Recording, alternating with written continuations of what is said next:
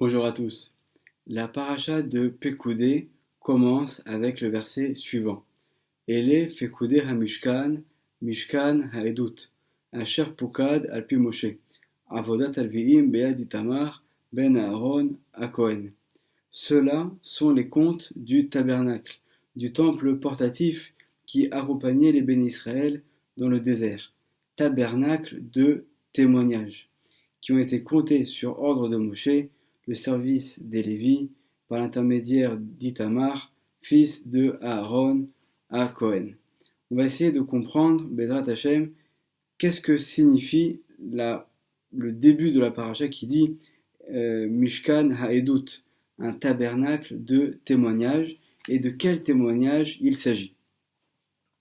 Si on prend donc le Midrash Rabbah, dans le chapitre 51, la paracha numéro 4, on pose justement cette question. Mahu Ha'edut, de quel témoignage s'agit-il? Donc le Midrash poursuit et nous dit Amar Rabbi Shimon be Rabbi Ishmael, Edut hu lechol bae olam, sheyesh silicha le Israël. Donc ce tabernacle est un témoignage pour le monde entier afin de montrer que le peuple d'Israël a été pardonné. Alors de quoi il s'agit? Si on poursuit donc un petit peu plus loin la lecture du Midrash, Akadosh Baruch Hu chibev et Israël. Donc Akadosh Baruch Hu a aimé, a adoré le peuple d'Israël. Veheviam lifnei Har Sinai. Il les a amenés devant le mont Sinaï. Venatan naem et la Torah. Il leur a donné la Torah. Ukraan melachim. Il les a surnommés des rois. Comme il est dit, Ve'atem tiyuli mamlechet kohanim. Vous serez donc un peuple qui va être sanctifié. Achar arbaim yom chat'u. Mais malheureusement, 40 jours plus tard, ils ont fauté en faisant la faute du Vaudor. Otasha amru agoyim eno mitrase lahem od. Et à ce moment-là, tous les peuples aux alentours qui avaient entendu parler de la sortie d'Égypte, du don de la Torah, alors ont pensé que Hachem allait délaisser le peuple d'Israël. Et il y a pour cela donc une référence dans le livre de Echa, au chapitre 4, verset 15, Amru bagoyim lo yosifu lagour. Kevan shalach Moshe levakesh rachamim alehem. Mais à ce moment-là, au moment de la faute du Vaudor, comme c'est décrit d'ailleurs dans le Midrash également, Moshe Rabbeinu va aller voir Hachem pour demander pardon au nom du peuple. Miyad salach lahem akadosh baruch hu. Immédiatement, Hachem leur a pardonné, chez Nehemar, comme il est dit dans Bamidbar, chapitre 14, verset 20, Vayomer Hachem, Hachem a dit, Salarti kidvarecha, j'ai pardonné selon tes paroles, ta parole. Donc c'est Hachem qui a pardonné au peuple d'Israël la faute du Vaudor. Amar Moshe, Moshe a dit, Ribon haolam, maître de l'univers, Areni mefouyas shemachalta à l'Israël, je suis convaincu que tu as pardonné au peuple d'Israël. Et là, Odia lene kol haumot she'en belibecha alehem. Mais il faut à présent que tu montres aux nations du monde que tu n'as plus rien contre le peuple d'Israël. Amarlo akadosh baruch hu chayecha areni mashre shechinati betocham. Donc Hachem a répondu à Moshe, bien sûr, et la preuve de cela, c'est que je vais faire résider ma présence au sein du peuple d'Israël. Comme il est dit, chez Nehemar, dans Shemot, chapitre 25, verset 8, Va'asuli Migdash, et ils me feront un sanctuaire, donc un tabernacle, ou Makirin, Shemachalti Lahem. Et à ce moment-là, tout le monde reconnaîtra que j'ai pardonné au peuple d'Israël. L'écart, Nehemar, Mishkan Haedut. C'est pour cela qu'il est dit un tabernacle de témoignage. Donc c'est ce qui est dit dans notre paracha, dans le premier verset de la paracha. Chez Edut Hil et Israël, car c'est un témoignage pour Israël, chez Machal Lahem Akadosh Baruch Hu, que Hachem leur a pardonné.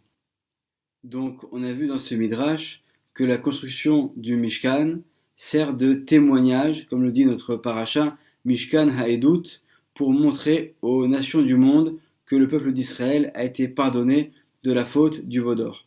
Mais le Ben Ishraï, dans son livre Aderet Eliyahu, va nous dire que finalement les nations peuvent malgré tout apporter un argument en disant que c'est les béné Israël de leur plein gré qui ont construit le Mishkan et que ce n'était pas la volonté d'Hachem qu'il soit construit. Et la réponse qu'apporte le Ben Ishraï est de dire que même au cours de la construction du Mishkan, il y a eu de très nombreux miracles qui montrent que ce n'est pas seulement un édifice construit par des hommes, mais que véritablement il y avait une volonté divine que soit construit ce Mishkan. Et le Ben Ishraï va rapporter les paroles du Rav Moshe Alshir qui nous dit qu'il y a eu un miracle extraordinaire. Tous les béné Israël ont apporté des cadeaux qu'ils ont fait don pour la construction du Mishkan. Il y avait des matériaux qui étaient très chers, comme de l'or, de l'argent, des tissus de très grande qualité.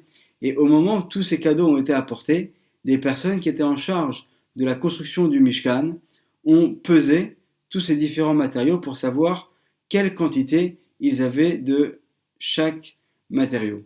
Et finalement, donc, ils ont utilisé tous ces éléments-là pour construire les ustensiles, pour construire le Mishkan, pour confectionner les vêtements des Kohanim, et tout à la fin, ils ont de nouveau pesé tout ce qui avait été construit. Et ils ont pu voir que le poids était exactement identique. C'est-à-dire qu'il n'y a eu aucune perte au cours de la construction. Or, on sait que n'importe quel artisan ou n'importe quel couturier, lorsqu'il va prendre des matériaux qui sont bruts pour ensuite en faire un ustensile, forcément, il a des pertes.